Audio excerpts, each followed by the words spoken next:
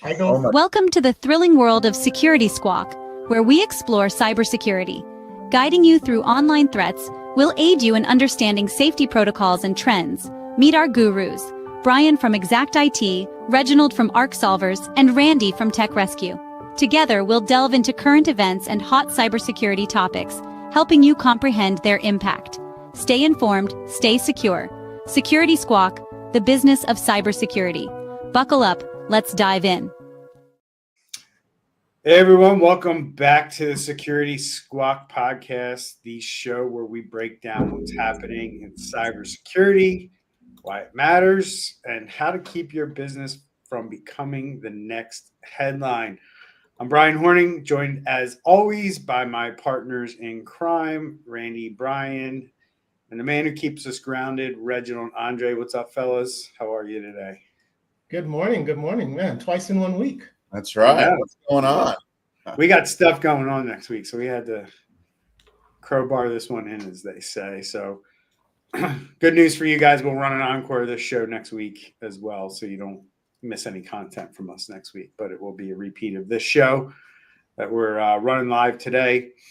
And today we got a jam-packed show. We got Andre kicking us off with the Microsoft officially ending support for Windows 10. Seemed like it came quick, but yeah, it's finally dead. And even though almost half the world is still using it, Andre's going to fill us in on why that could be a potential problem here. Right. Randy's got the details on a ransomware attack that disrupted the $4.3 trillion municipal bond market. It's where the rich people play. It's not your average small town breach, and Randy's going to dissect it and let us know why it's something like this is a major problem. I always enjoy stories that impact the elite. It's always fun to read. And then I'll wrap things up with some highlights from the Microsoft Digital Defense Report released here in 2025. It's a huge look at where cyber threats are going next, and I'm sure the three of us will have a ton of commentary and insight to bring you on from that report because it's just jam-packed with data. Just grab your coffee, lock down and let's jump in. Andre, I'm guessing a lot of people listening today are still running Windows 10. What's the situation now that Microsoft has officially pulled the plug? Yeah, this has been a warning for some time. Microsoft has given plenty of notice. And essentially, if you're running Windows 10 and there is now a new vulnerability as of October 13 or 14, Microsoft is now going to turn the other way and not do any type of patches or updates, which typically would have then prevented, any of those flaws to come in. Or even if it's an operating system flaw, let's just say your start menu's not clicking as fast or something wonky is happening on your systems. Typically, enough people complain to Microsoft. Microsoft sees that there's an issue in the programming language. They provide an update, and everybody goes their separate way. Now, the reason why, as you had mentioned, is almost half of the world, 41% of people are still using Windows 10 is because it works. Your computer, for the most part, isn't slowing down, is not dragging. You're still able to run all the software, and most things are in cloud now. So a lot of people, there has been no urgency for this upgrade. And then also at least for our clients, we also saw a lot of hesitancy of people wanting to replace the computers to go to Windows 11 is because with the economy, with the tariffs and getting computers, they're about 20% higher now. So a lot of our clients just was not able to, although we told them in advance, they still weren't able to be in a situation to budget for new computers. So the good news is Microsoft does have a extended service program, if you will. And what that just means is that you pay a small fee, roughly about $30, and that will extend your updates for one more year. So it's a small cost. So instead of spending, $1,000, $1,500 on a new computer times whatever, this is a very, reasonable fee to pay Microsoft for them to do that. So you can't be a business owner though, right? To pay that extension, or is it available to businesses at all? Yeah, it goes for professional version as well. For me, the article said $30, but I've seen around $50 for Windows Professional. But maybe Windows Home, it's a little cheaper. Right. That's interesting. Yeah, they've kind of waffled on this a little bit, where it seems like where they were pretty hard and fast, and then they kind of relented and said they would do it a little bit longer. And now they've created a gigantic mess with 40-something% of all machines still being on Windows 10.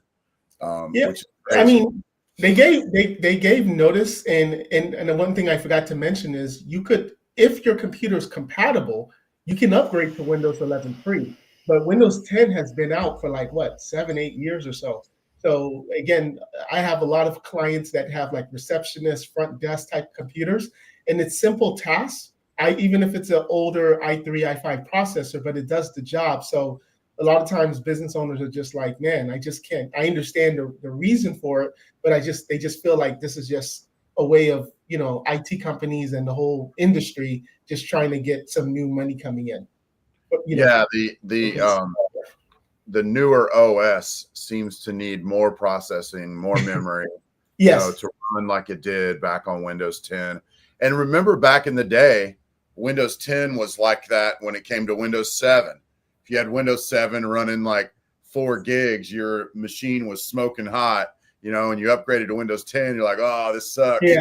But it's been that way every single time. And I understand people's reticence, to not want to upgrade. But it looks like we're being forced to, basically.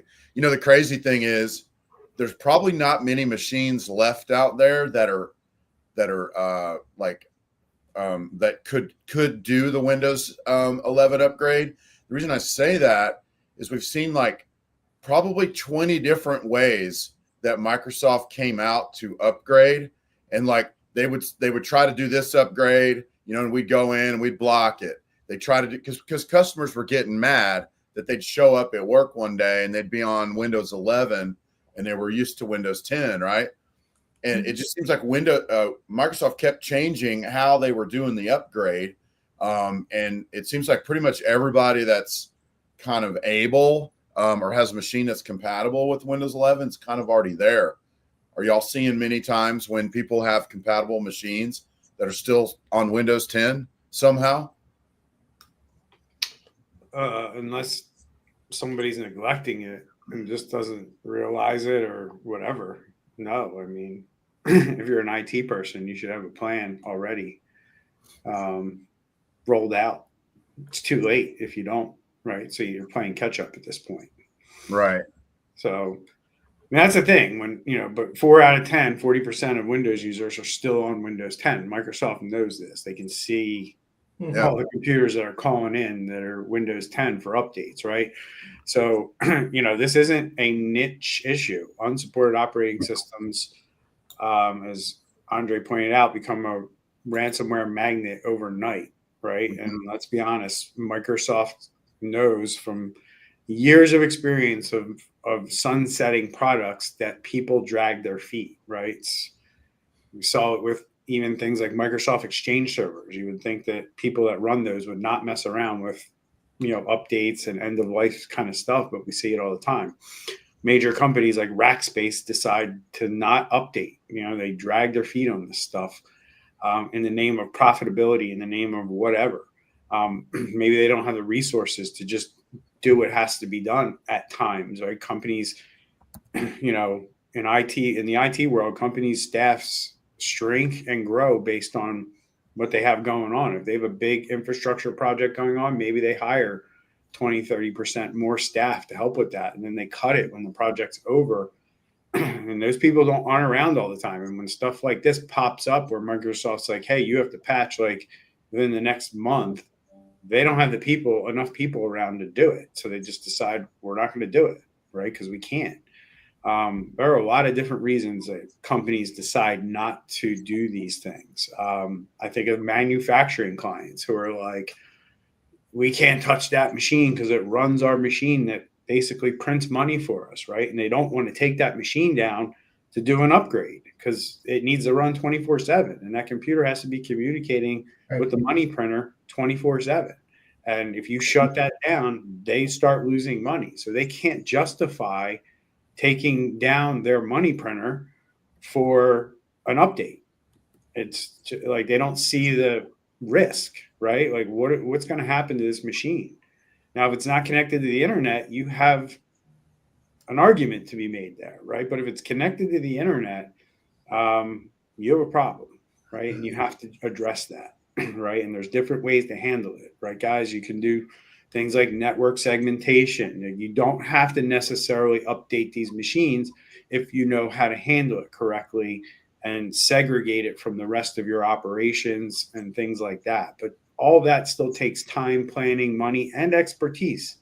Your average bloke isn't going to know how to do what I just described right there. So Microsoft's solution for me, guys, is, they built the extended security update program, but they're only doing that for a year. So that's a 1-year Band-Aid. So you can't run that money printer on Windows 10 forever and ever, but at least you do have a year to kind of figure out what you're going to do. So don't wait, figure this out next quarter, figure out how to put it into your budget. If your system can't handle Windows 11, start planning for hardware replacements now, or otherwise you're going to have to get comfy with living on borrowed time and potentially being a victim of ransomware.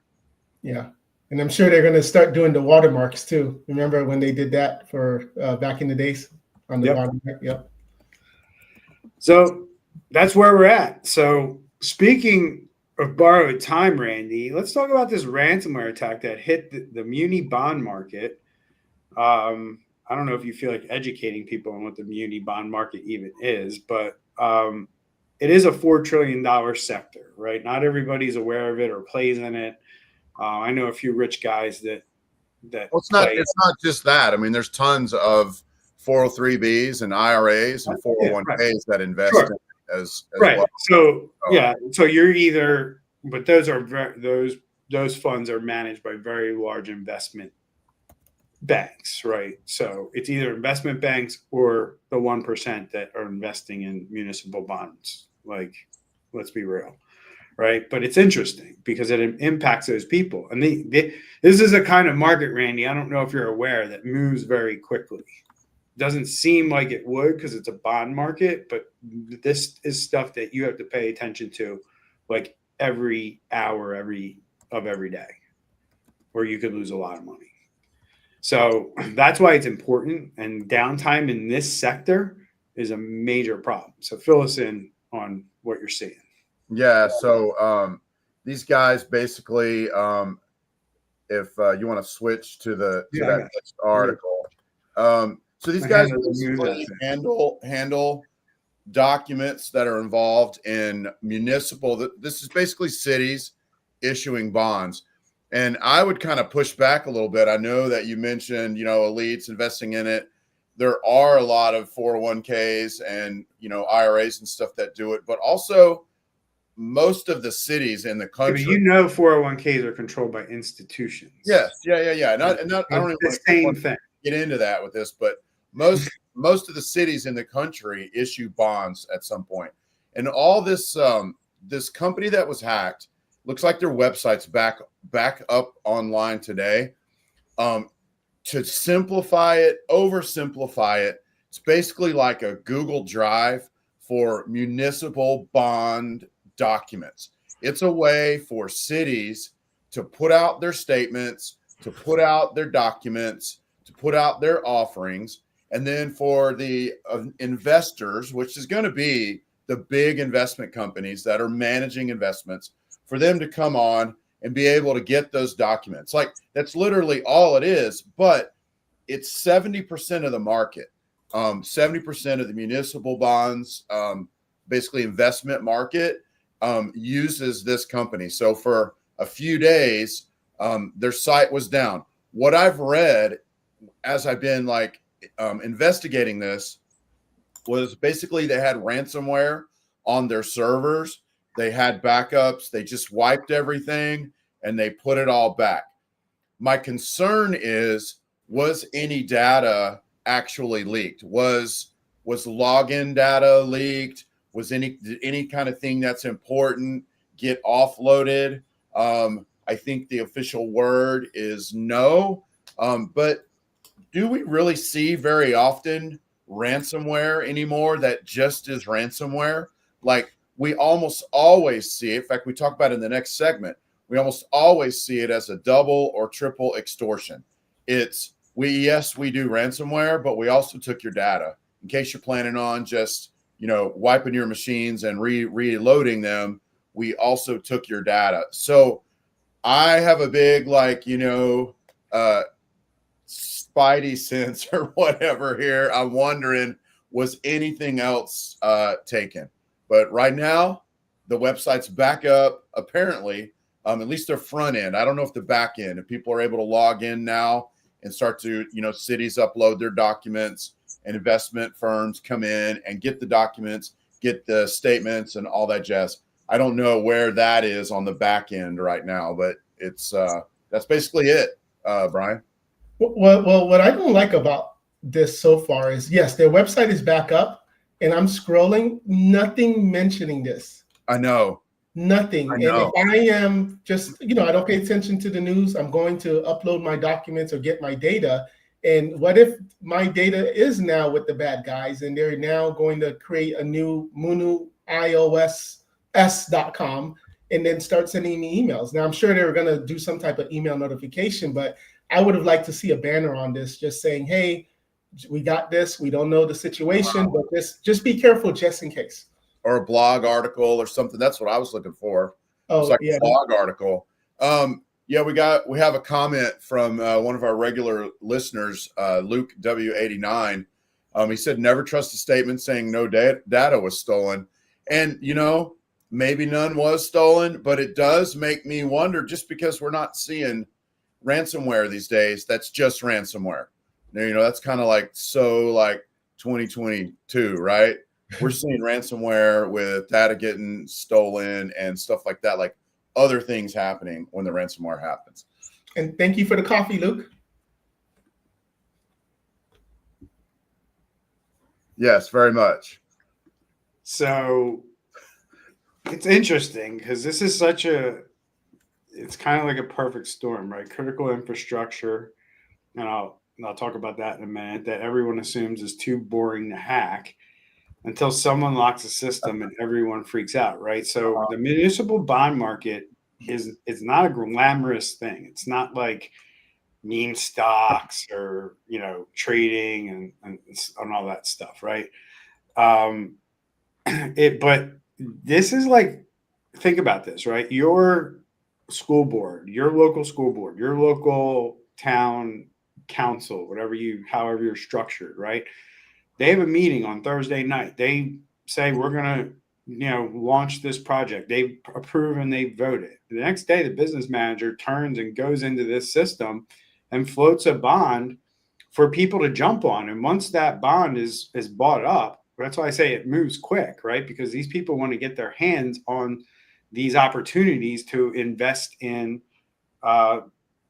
city infrastructure, which is usually a very safe bet.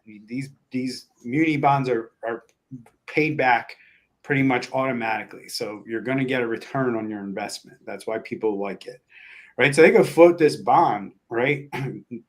This market's locked up like this. They can't float that bond. So they can't move forward with these projects, which delays things, right? And they have to hire contractors and people to come in to do this work, and all of that has to be planned and worked out. And you put a major hamstring on municipal governments, municipal authorities, sewer authorities. That's who uses this system. So it really just impacts the everyday American in a big way that you would never realize, right? Because this is how this works and this is how this plays out. So it's interesting to me because it's taxpayers' dollars can be frozen in this system like that, right? And that's wild to me, number one. Number two, it shows you that ransomware crews have just graduated. They're not chasing easy ransom anymore, targeting anybody. They're looking at the market and they're looking for situations that present major leverage to them so that they can freeze an entire market, even for just 24 hours. That's the power they need to get the money that they're looking for. Yep.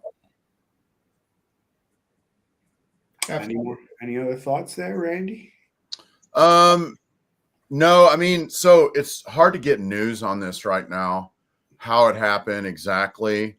But like you said, it's often when things like this happen, which, you know, if you're just thinking, oh, a Google Drive to help investors in cities, you know, share documents and things like that, it sounds like, oh, maybe not a big deal, but it's part of a supply chain. And if the supply chain stops, it can have negative effects in the market, can affect people's retirement plan. Like, this could have a lot of ramifications, although they're back up now, which I don't know. I wonder what's going to come out of it now that, you know, they've had to rebuild their whole infrastructure. Very interesting. So we will move on. I'm sure you're going to do a follow-up on this one. As sexy as it is something that could impact a lot of municipal projects, right? Because I don't think people realize like this, like that's like a lot of people think like they pay their taxes, their property taxes or whatever, and the town uses that to kind of operate, which in most cases for many things that could be true, right? In New Jersey, I can tell you that most municipal governments everything is run through a bond. Everything they pay for, they float a bond. They collect the taxes to pay off the debt. Yeah, it's disturbing.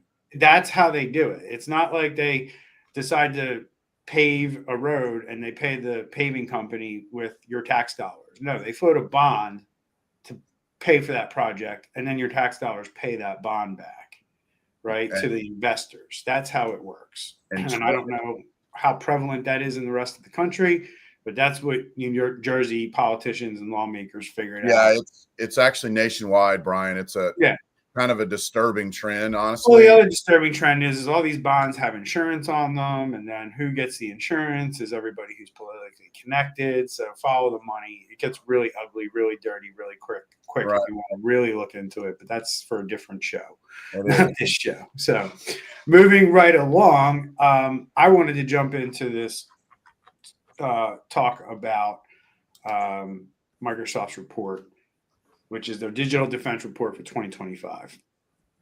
And every year, Microsoft releases this report.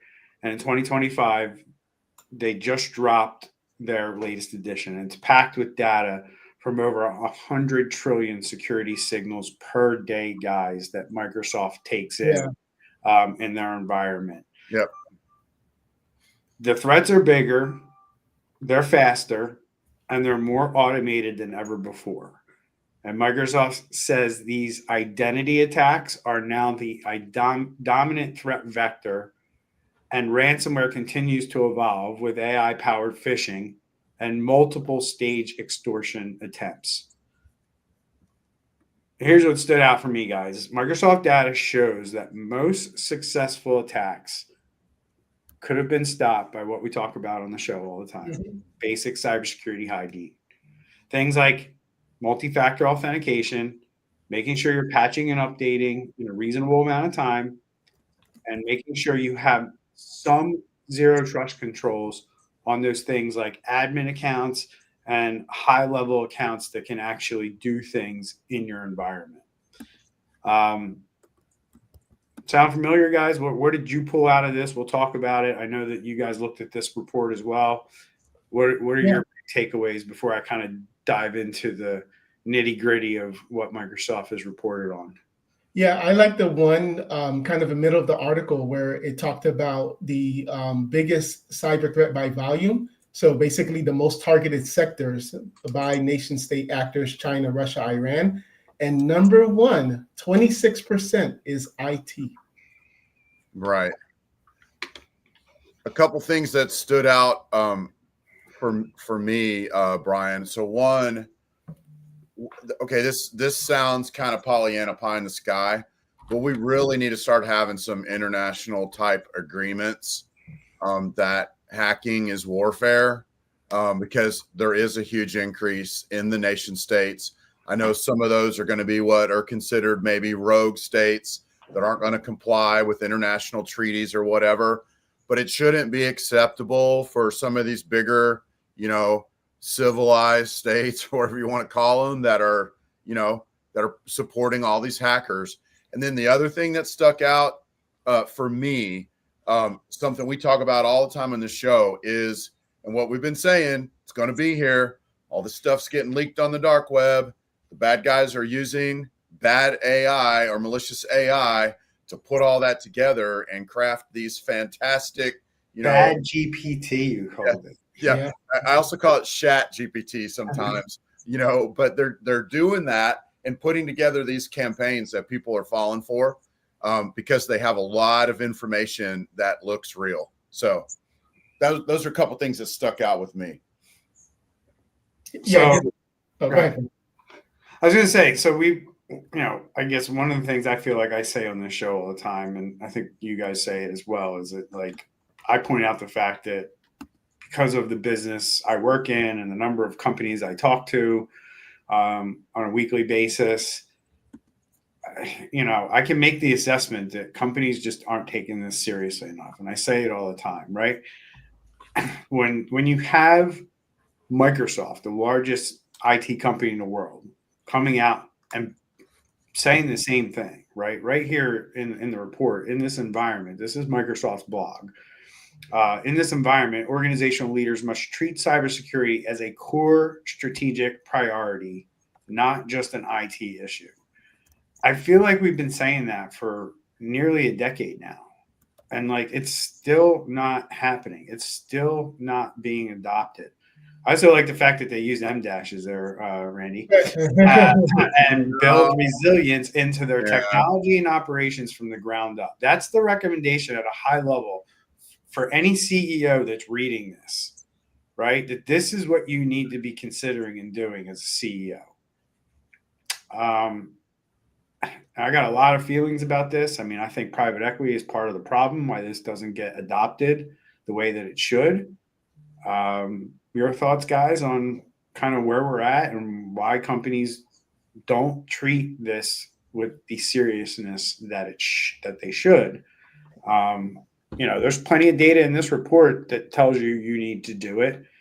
And you're not even doing the basics. That's what this report says at the end of the day. If I were to give it in a nutshell, there's a lot you need to do. You're not doing any of it, but if you even did the basics, you would reduce the amount of hacks by 80%, and you're not even doing that.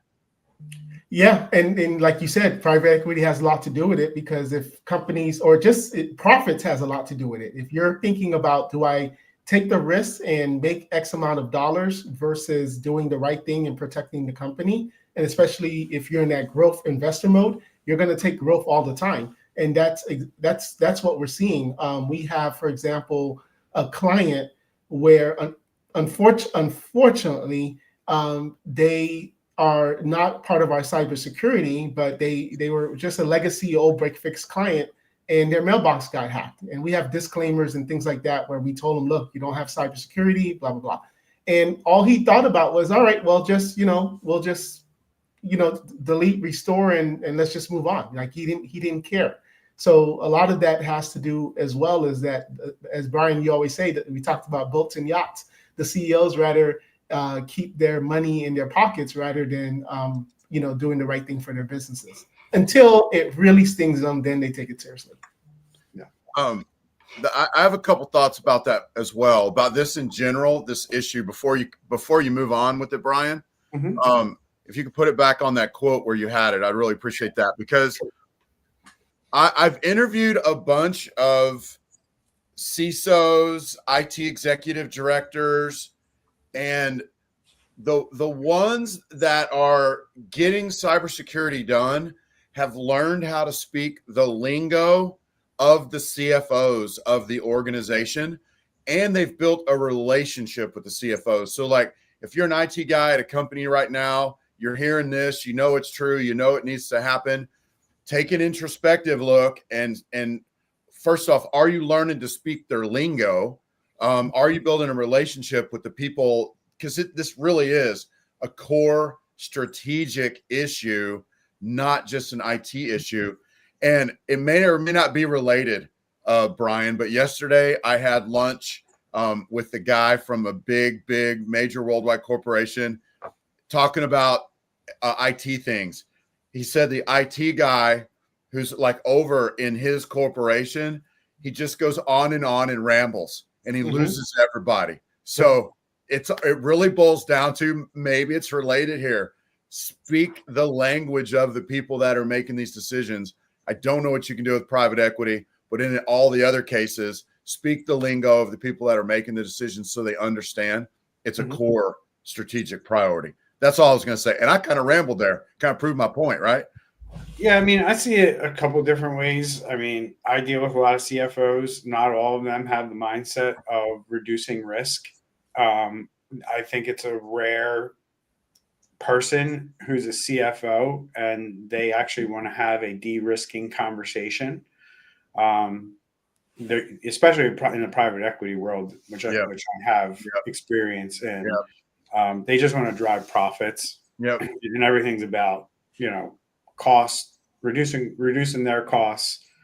And this is a cost, right? This is a cost. This is a choice to make so you don't have a problem down the road, right? You call it an insurance policy. I don't look at it as that. I call it doing the right thing to reduce your risk, right? And protect people's information if you're so entrusted with it. But I just, part of it is the way I see it working, honestly, Randy, this is how it works. Companies end up growing to a level to where they have a board or a CEO without a board who is security conscious, and the CEO drives that. If the CEO is not driving security, the rest of the company is not going to do it. And the CFO can want to do it all he wants. He still has to get buy-in from the CEO. So it starts with the CEO. If the CEO does not drive security and make their security part of their culture, and again, that's rare. That's rare air. Like that, you're not going to find that in a lot of companies.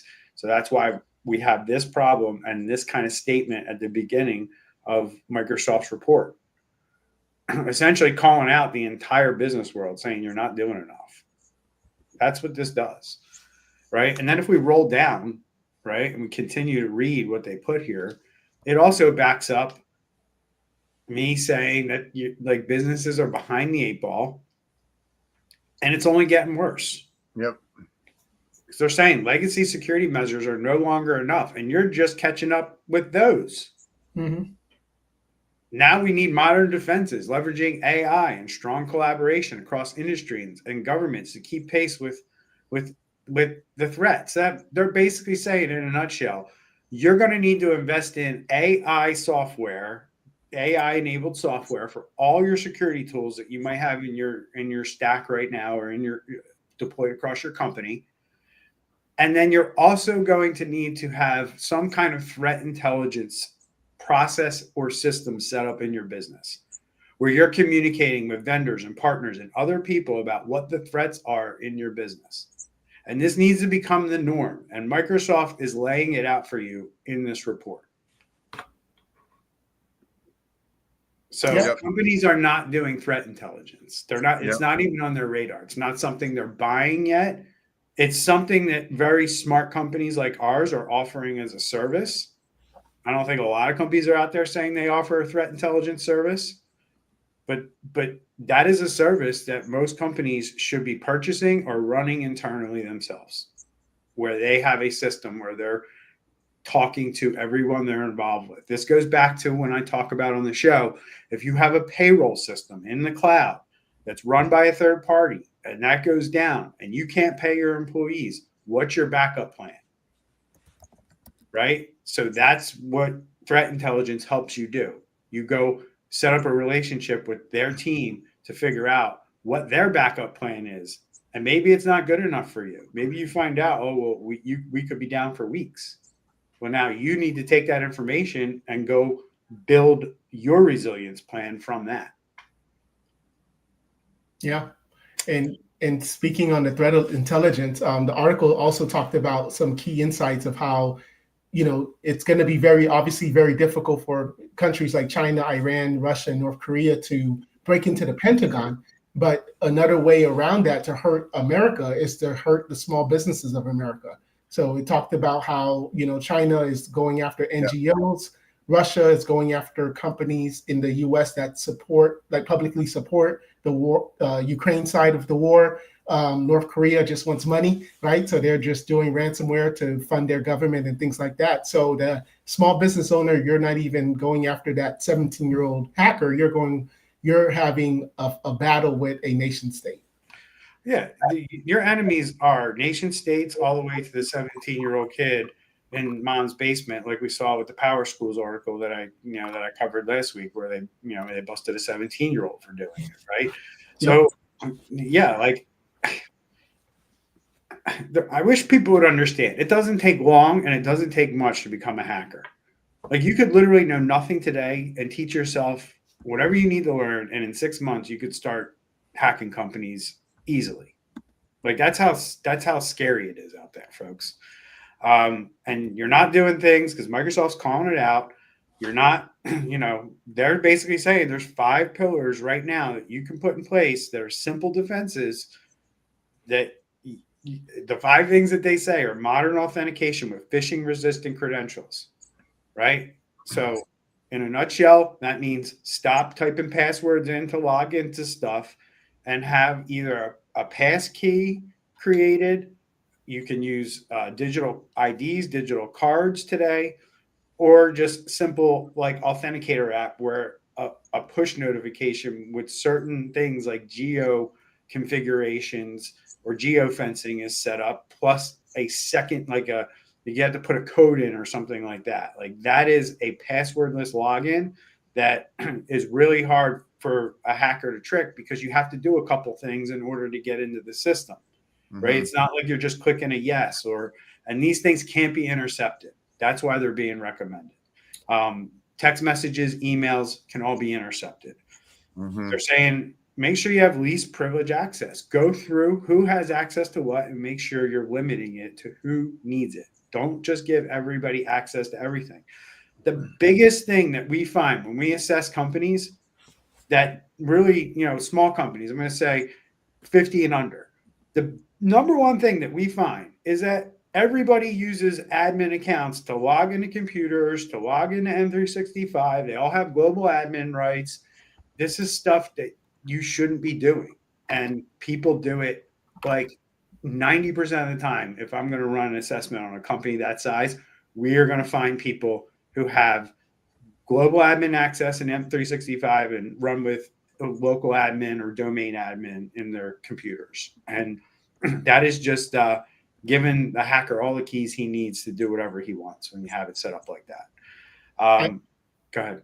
I know our government can't get along right now with the shutdown, but it would be awesome. Just like how you have that seatbelt law, you do like a federal law that says if you provide a service, you must have enabled MFA enabled.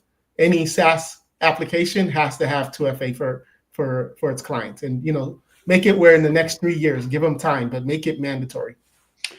So the last 3 things are threat-aware environment monitoring. That's threat intelligence, folks. You need to be able to share information between your vendors, partners, and clients and all that stuff. It's important. And it's going to become more important here in the future. Strong posture management, which is just simply good cybersecurity practices, good cyber resilience. And make sure you have your cloud-based backup and restore, making sure that you're moving things off-site. They're immutable backups that hackers are not going to be able to easily get to and destroy, because that's the first thing they look for even today. They haven't changed that tactic. And if you have these cloud-based backups and they're immutable, you're in pretty good shape. You're going to be able to get back. You're not going to have to negotiate a ransom. And that's the important thing here. So any last thoughts, guys, before we end the show for today? Yeah, Brian. So sorry. I got a 10, guys. Yep, you're good. All right. Oh, dang. No, go ahead, Randy. Finish your thought. We had a comment from one of our regular listeners, and so in a lot of and I know Luke's across the pond. a lot of the states in the United States now have what are called safe harbor laws. And basically it means if you're doing certain things, and they add more things on. So it's kind of bare minimum. If it's like under 250,000 gross rev, and it kind of scale, at least that's how it is in my state. It scales up. But basically, if you're doing the cybersecurity things, it helps to limit your liability from lawsuits over what you're talking about, Luke. And they're called safe harbor laws. I'm not sure if they have them in the UK or not. But yes, companies get sued all the time. Maybe not for specific malpractice, but they do get sued for being hacked, for not having done the basic stuff. We're seeing that all the time. It's almost like an ambulance chaser thing. We know it's going to happen. Yeah, it's a cottage industry. We actually, look, you watch the show all the time. We talk about it all the time. We talk about these things called class action lawsuits. That's how they kind of manifest themselves. Now, if you're a big company, you get the benefit of a class action lawsuit. If you're a small company and you only have a few thousand records that got impacted, or maybe a few hundred, you're not going to get the benefit of a class action lawsuit. And I kind of say that tongue in cheek, the benefit of, but we know the game with the class action lawsuits. I mean, smaller companies, unfortunately, will have to pay victims directly for damages. They don't get the benefit of that umbrella that a class action lawsuit might provide you, where you basically pay an exorbitant fine and it gets divvied up among the class members. You could literally find yourself in situations where you're defending yourself against multiple businesses who decide to take action against you because of, whatever. It's a big risk for MSPs, the business that we're in, right? I mean, if you're not doing things on the up and up and you cause somebody to have a problem, that could come back on you pretty quick. There's a lot of people don't understand that when you cause a business to go down and they can't make money, they can sue you for lost revenue. Say a company makes $100,000 a day and they're down for 2 weeks. That's $1.4 million right there that they can come after you for. Yep. So, and it happens all the time. People go after companies for lost revenue all the time. I mean, it happens when I just rented a car, right? I'm reminded of that, right? You rent a car and you crash it and it has to go in the auto body shop. It's in the contract that the rental car company can sue you for the time that it's in the rental car or in the auto body shop, and they can't make money on that car. They can sue you for the lost revenue, and they'll get it because it's in the contract. Right. So that's the same thing with this stuff. I mean, it's already so like that. My point is that's kind of now case law, right? If they can get away with it and it's good in their contracts, then somebody can come back on you, right? So it's a good idea to have limitations of liability around cybersecurity events. If you're providing software or any service that, if you have a system inside of a company that's running something, you might want to limit your liability around that stuff in your contracts. That's a very and that we could really sum up a lot about what we talked about today. At least the thing that really sticks out at me. I can't believe we're saying this on the show. It's almost 2026. We've been saying this for 4 years, but cybersecurity is a core strategic principle. It should be of every business, not just an IT expense. Can you believe we're saying that at the end of 2025? And if you it's disheartening that we're still saying it this many years in, and Microsoft's making such a big deal about it. It's disheartening. It's a shame. And it really is. But I don't know what it's going to take for the world to learn it. Unfortunately, I think it's going to have to be some major event where like internet going down type of event. Right? Where it affects multiple companies.